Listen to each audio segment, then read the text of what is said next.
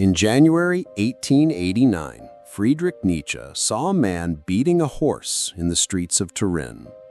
He ran, hugged the animal's neck, and collapsed, crying. 3 days later, he was institutionalized forever. He had gone insane. But what really destroyed Nietzsche's mind wasn't compassion for a horse. It was the weight of 8 brutal truths about human dominance that he had discovered and could no longer carry alone. Truths so dangerous they were censored for over a century. Truths so devastating about how men really function that the very discovery made him lose his sanity. And in 23 minutes, you'll know exactly what Nietzsche discovered. You'll understand why some men control entire rooms without saying a word, while others beg for attention and are ignored. You'll discover the secret code that separates men who are respected from men who are used. You'll learn the 8 principles of dominance that transform ordinary men into forces of nature. But here's more warning. This knowledge will change you forever. Once you see how power really works, you'll never be able to return to the comfortable ignorance of before. Are you sure you're ready for this? Truth 1. The illusion of equality. Nietzsche discovered something that will destroy everything they taught you about human relationships. There are no facts, only interpretations, and whoever controls the interpretation controls reality. Society sold you a lie that all men are equal, that hierarchies are artificial, that power is accidental. But observe reality for 5 minutes. In any group, an invisible hierarchy automatically forms. Someone leads, others follow. Someone speaks, others listen. Someone decides, others obey. This isn't coincidence. It's human nature. That guy at work who always gets what he wants doesn't have superpowers.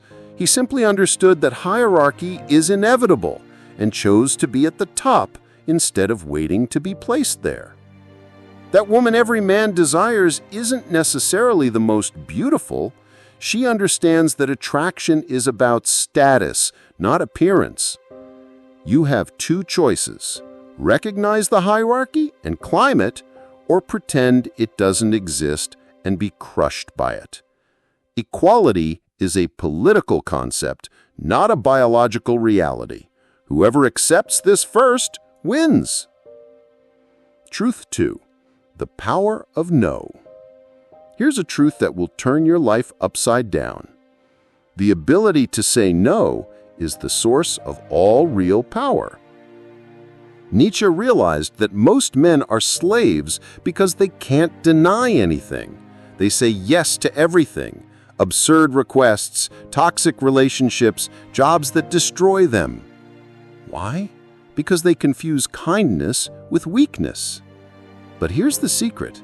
Your no is worth more than your yes. When you always say yes, your yes has no value. When you reserve your yes for what really matters, it becomes precious. Observe the most powerful men you know. They're generous with their refusals and stingy with their approvals.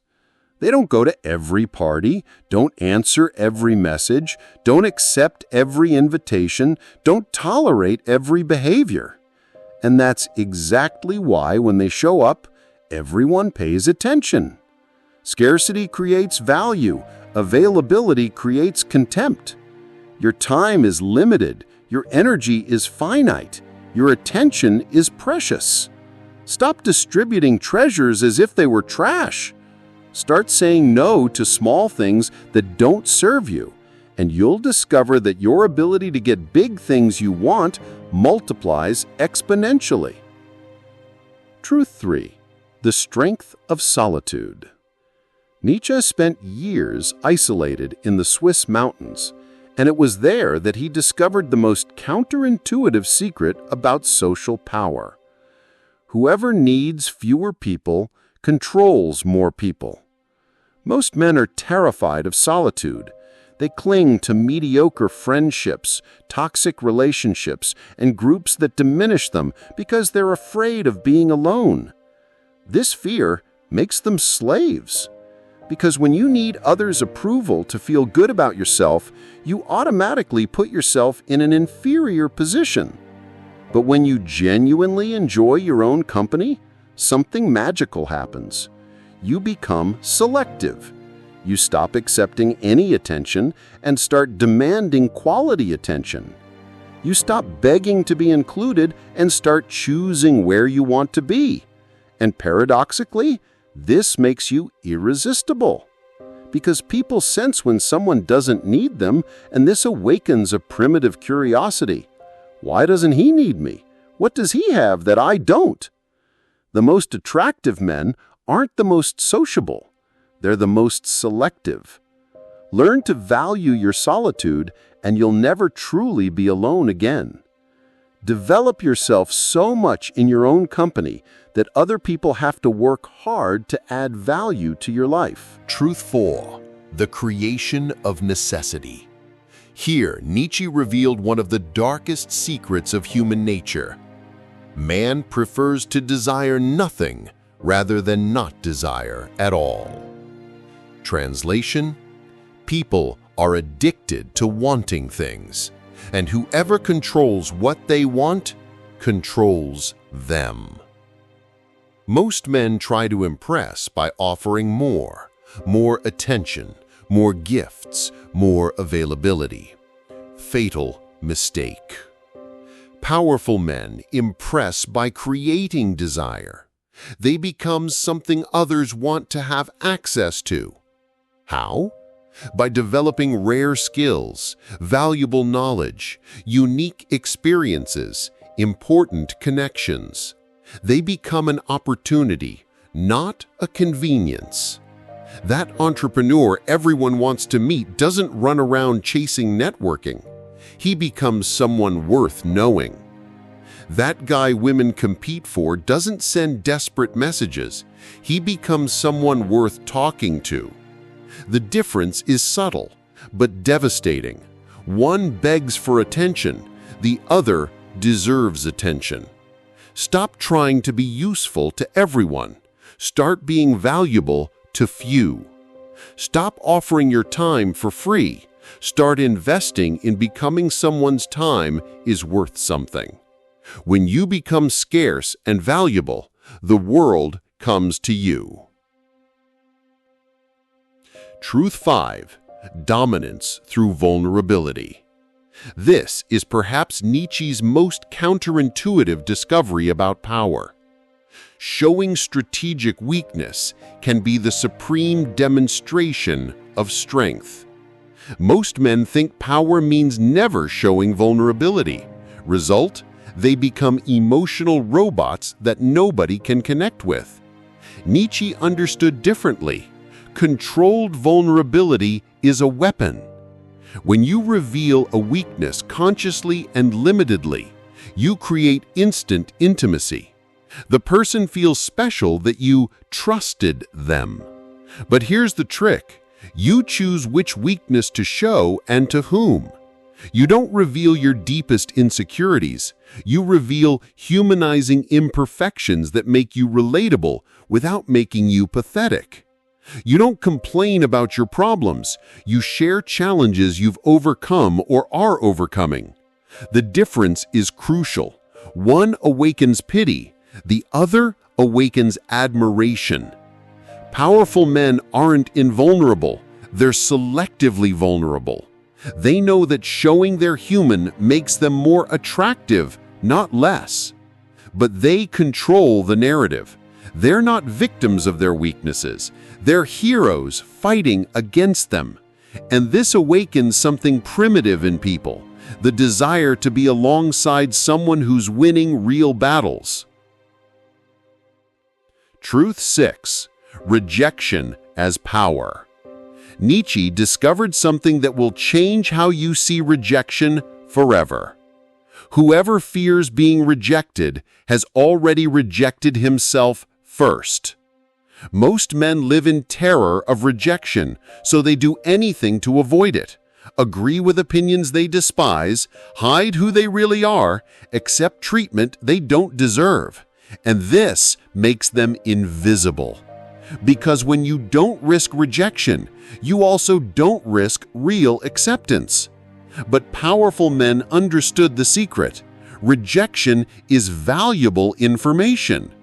When someone rejects you, they're doing you a favor. They're showing you that you're not compatible. They're saving you time and energy. And more importantly, they're giving you the opportunity to find who really values you. Think about it. If you're afraid to show who you are, you'll attract people who like a false version of you. How can that work out? The most attractive men are the most authentic because they're not afraid to repel those who don't serve them. They prefer to have 3 real friends than 30 superficial acquaintances. They prefer 1 woman who loves them as they are than 10 who like the mask they wear. Start seeing rejection as filtering, not as failure. Every person who rejects you for being authentic is bringing you closer to someone who will accept you for the same reason. Truth 7. Silence as a weapon. Nietzsche's most lethal discovery about communication. Silence is the universal language of power. Weak men fill every empty space with words. They over-explain, over-justify, over-talk. And in doing so, they dilute any power they could have. Powerful men understand that silence creates tension, and tension creates fascination. When you don't speak, people become curious about what you're thinking. When you don't explain your decisions, they gain an air of mystery and authority. When you don't justify your actions, they seem more confident and deliberate. Silence forces others to fill the void, and they often reveal themselves in the process. That boss you respect probably speaks less than others. That guy women find intriguing probably doesn't chatter about himself. But attention, it's not about being mute. It's about being selective. When you speak, your words have weight because they're rare. When you silence yourself, your presence becomes stronger than your voice. Learn to feel comfortable in silence, and you'll discover it's one of the most powerful tools that exists. Stop filling awkward pauses. Let them exist. Stop explaining every decision. Let them speak for themselves. Power often isn't in what you say, but in what you choose not to say. Truth 8.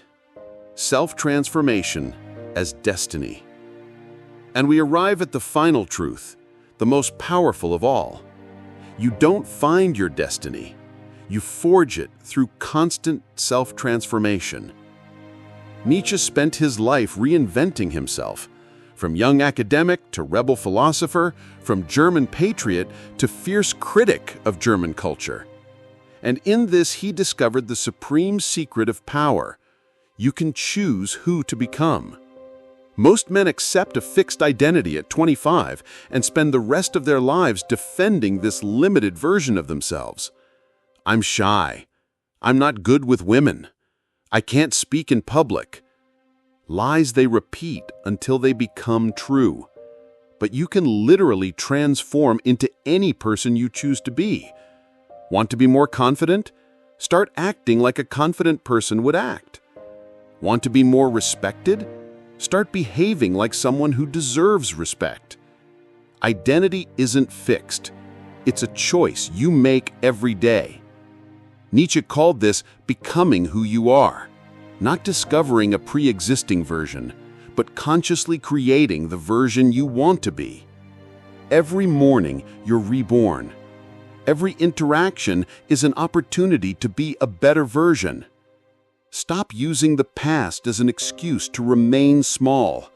Stop accepting limitations you imposed on yourself.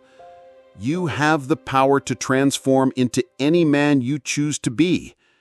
The question isn't who you are. The question is, who will you choose to become? Now you know the 8 truths that made Nietzsche go insane. You understand that hierarchy is natural and inevitable, that the power to refuse is the basis of all real power, that solitude is strength, not weakness, that you can create desire instead of begging for attention, that strategic vulnerability is a weapon, that rejection is valuable information, that silence communicates more than words, and that you can transform into any man you choose to be. These aren't abstract theories, they're practical tools of transformation. But here's what Nietzsche discovered that almost destroyed him. Once you see the reality of power, you can no longer pretend to be powerless. You can no longer blame others for your position in life. You can no longer play victim to circumstances. You can no longer accept a small life because it's safer. Knowledge is responsibility, and responsibility is burden. But it's also freedom, because now you know everything you've become until today was choice, and everything you'll become from here forward is also choice. The question that remains is, do you have the courage to use this knowledge? Let me be brutally honest with you about something. This knowledge comes with a price you might not be prepared to pay. Once you understand how power really works, you'll never be able to relate the same way to people who don't. You'll see through the masks everyone wears. You'll notice the power games that happen in every conversation. You'll feel when someone is trying to manipulate you. And this can be isolating, because most people live in the illusion that power doesn't exist, that hierarchies are unfair, that everyone should be treated equally. When you operate from a deeper understanding of reality, you automatically separate yourself from those still living in fantasy. Nietzsche called this the loneliness of knowledge. It's not that you become antisocial, it's that you become more selective. You stop tolerating superficial relationships because you understand the value of real connections. You stop wasting energy on people who aren't at your level of consciousness. This makes you more powerful, but also more alone. The question is, are you willing to trade the comfortable illusion of ignorance for the uncomfortable truth of power? Now that you possess this knowledge, you have a responsibility. Nietzsche believed that powerful men have the duty to elevate others, not exploit them. Power without purpose is just tyranny. Power with purpose is leadership. You can use these truths to become a manipulator who exploits others' ignorance, or you can use them to become a leader who inspires others to discover their own power. The choice says everything about who you really are. Small men use knowledge to feel superior. Great men use knowledge to elevate others to their level. When you understand power, you have two options: keep the secrets to yourself, or teach others to also be powerful. I chose to teach you. Now you need to choose what to do with it. You can use your new understanding to dominate those who don't know what you know, or you can use it to become someone worth following because you genuinely make others better. The real test of power isn't how many people you can control, it's how many people you can liberate. How many people become more powerful after interacting with you? How many people you inspire to embrace their own greatness? Use this knowledge wisely, because with great power comes great responsibility. And Nietzsche will be watching you from the history books. Nietzsche ended his life insane, alone, and misunderstood. But his ideas survived and transformed the world, because powerful truths are bigger than the men who discover them. Now these truths live in you. The question is, what will you do with them? Will you keep them as intellectual trophies that make you feel special? Or will you use them as practical tools to transform your life? Because knowledge without action is just entertainment. Every powerful man I know has one thing in common. They don't just consume knowledge, they apply knowledge. They don't collect insights, they implement insights. And that's what separates them from eternal students who know everything but have conquered nothing. Nietzsche gave you the tools. Now you need to build something with them. You need to stop being a spectator of your own life and become its director. You need to stop studying power and start exercising it. Because in the end, you'll be judged not by what you knew, but by what you did. Not by what you understood, but by what you became. Not by the truths you discovered, but by the transformations you created. Nietzsche went insane so you could stay sane. He sacrificed himself in the pursuit of truth so you could live in the reality of power. There's an invisible line that separates humanity into two categories: those who accept life as it is, and those who transform it into what it should be. Nietzsche belonged to the second category, and after today, so do you. Throughout history, every great transformation began with a man who refused to accept the limitations others considered permanent. They weren't born different, they chose to be different. They saw the same truths about power and dominance that you just saw, and instead of being intimidated by the responsibility, they embraced it. Because they understood something fundamental. Power doesn't corrupt. Powerlessness corrupts. Men without power become resentful, envious, destructive. Men with power become creators, leaders, transformers. The difference isn't in character, it's in capacity. When you have real power, you don't need to diminish others to feel great. You can elevate others to your level. When you understand real dominance, you don't need to oppress to lead. You can inspire others to follow voluntarily. This is the legacy Nietzsche left for you, the power to transform not just yourself, but the world around you. Every man who applies these truths becomes a point of light in the darkness of mediocrity. Every man who embraces his own greatness gives permission for others to do the same. You now carry the responsibility of being that light, of showing the world that men can be powerful without being destructive, that dominance can be used to build, not to destroy, that power can be a force of creation, not corruption. This is your inheritance.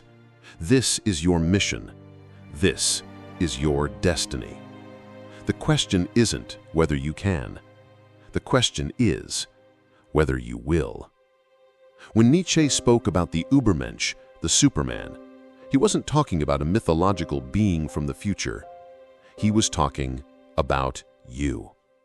About any man brave enough to transcend the limitations society imposes and create his own reality. The Superman isn't a fantasy. It's a possibility that lives within every man who refuses to accept mediocrity. And after today, that possibility has awakened in you. You can no longer pretend you don't know what you know. You can no longer accept a lesser version of yourself. You can no longer live as if power is something that happens to others, not to you. Because now you understand, power isn't something you receive, it's something you take. It's not something others give you, it's something you develop. It's not a gift from destiny, it's a conquest of will. And you have everything you need to conquer it. You have the knowledge, you have the tools, you have the responsibility. The only thing missing is the decision to stop being who you were and become who you can be. This is your line in the sand. This is your moment of choice. On the left side, your old life, comfortable, predictable, small. On the right side, your new life, challenging, uncertain, grandiose.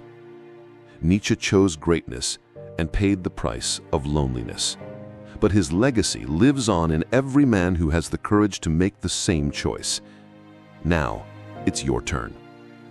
If this video awakens something inside you that was dormant, you know what you need to do. Subscribe, because this is just the beginning of your transformation. In the next video, I'll show you how to apply these truths in specific situations, at work, in relationships, in social life. But only if you're ready to become someone your current version wouldn't recognize. The Superman is waiting to be born.